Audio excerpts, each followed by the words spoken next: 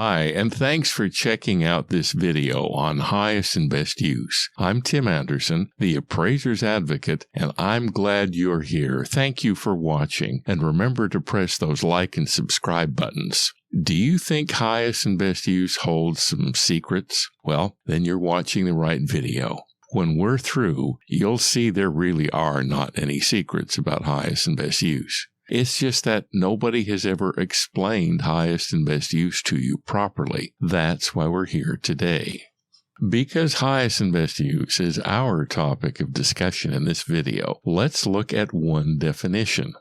Highest and best use is defined as, quote, the reasonably probable and legal use of vacant land or unimproved property that is physically possible, appropriately supported, financially feasible, and that results in the highest value. This is the standard four-component definition of highest and best use. It is by no means the only definition, though. We are going to see USPAP's definition of highest and best use on the next slide. You'll see they're not the same, although they do have much in common. What you see on the screen is taken directly from USPAP. It is Standards Rule 1-3, the market analysis and highest and best use standards rule. Quote, when necessary for credible assignment results in developing a market value opinion, an appraiser must identify and analyze the effect on use and value of existing land use regulations, reasonably probable modifications of such land use regulations, economic supply and demand, the physical adaptability of the real estate, and market area trends, unquote. Note the three biggest issues state appraisal boards have with appraisals and appraisal reports. Our emphasis here, however, will be on highest and best use. At issue with state appraisal boards is not the inclusion of a lengthy highest and best use analysis in the report. It is that there is no such summary in the report. This summary is a requirement of USPAP's Standard Rule 2-2A12. Unfortunately, the reason there is typically no such summary is that there are no such analyses in the appraiser's work file, and state appraisal boards get all excited when there are statements and conclusions in an appraisal report, but no support for them in the work file. The key here is to have those analyses in the work file, then summarize them in the report.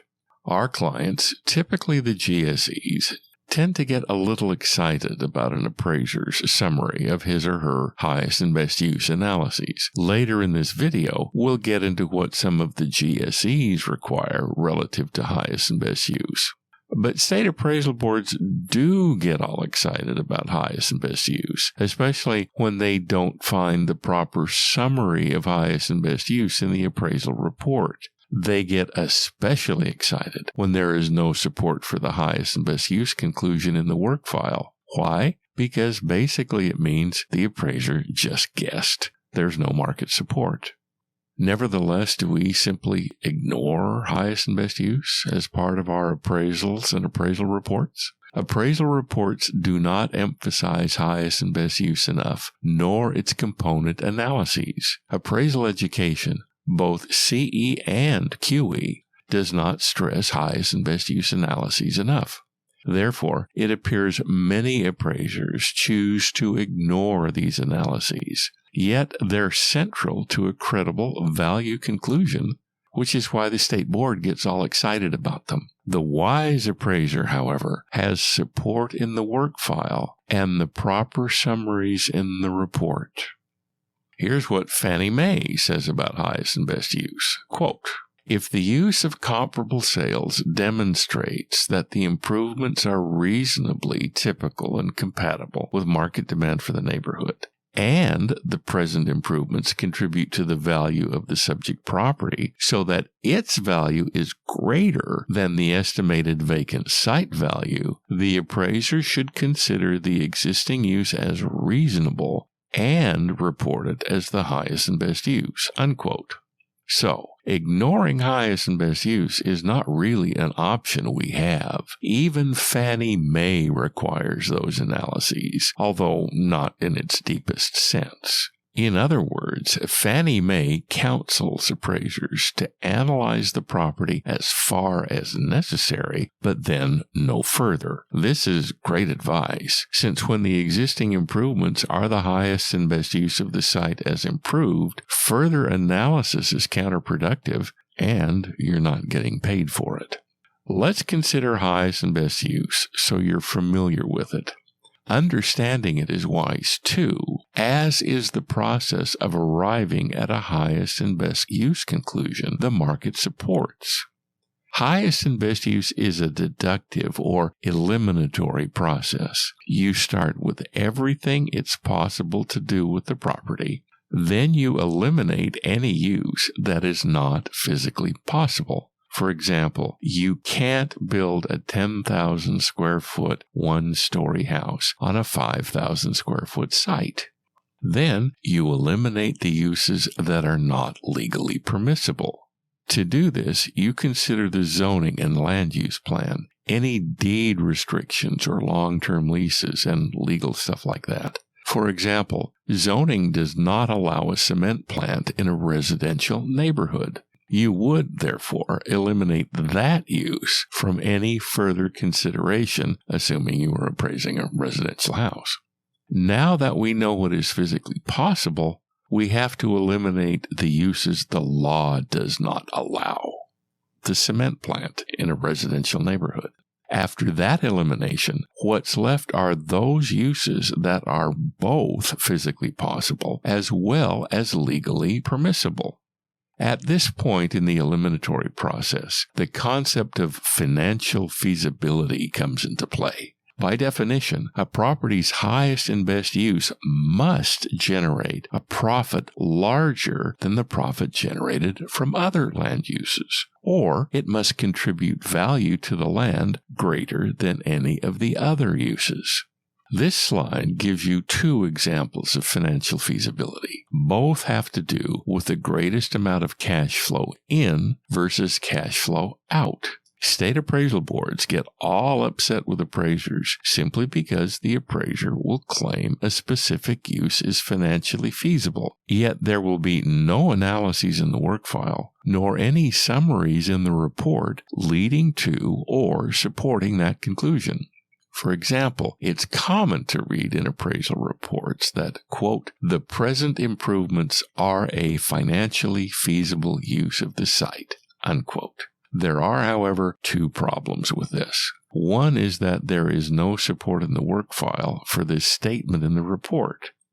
Then, highest and best use is not merely a matter of a financially feasible use of the site. It's about that one use of the site that brings the highest value. The appraiser must market support this conclusion. Appraisers do not have a burden of proof. However, appraisers do have a burden of support.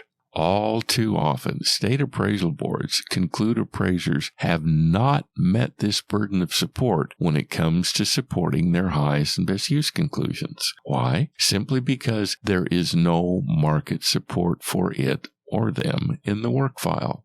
States also get upset if what's in the report is the same highest and best use boilerplate the appraiser has in dozens of other reports.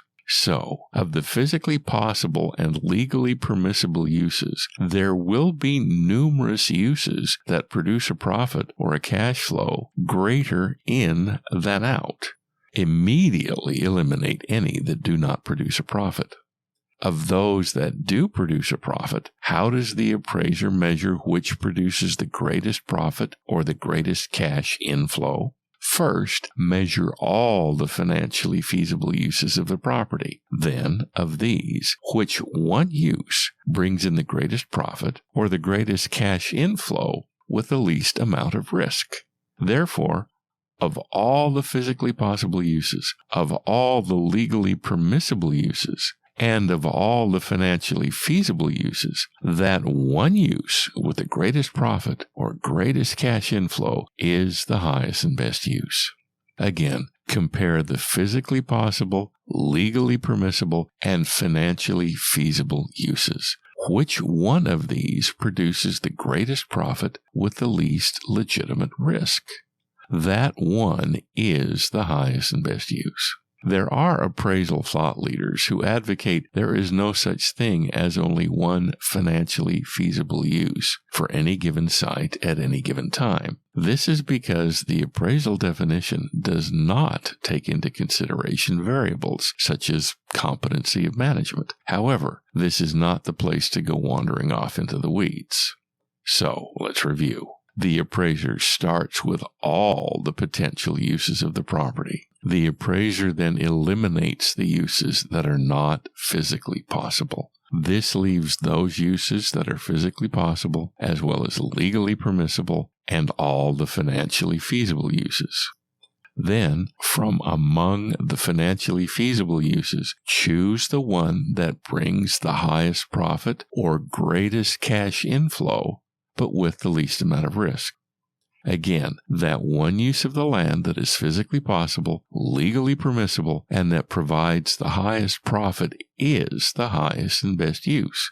You know it's the highest and best use since you've eliminated all the other possible uses. Thanks for watching this video on highest and best use. I appreciate it. If you have any questions, go to the contact page of my website, theappraisersadvocate.com, and leave a message. I look forward to hearing from you, and please press those like and subscribe buttons. We'll both be glad you did. And until next time, my best to you and all of yours. Thank you.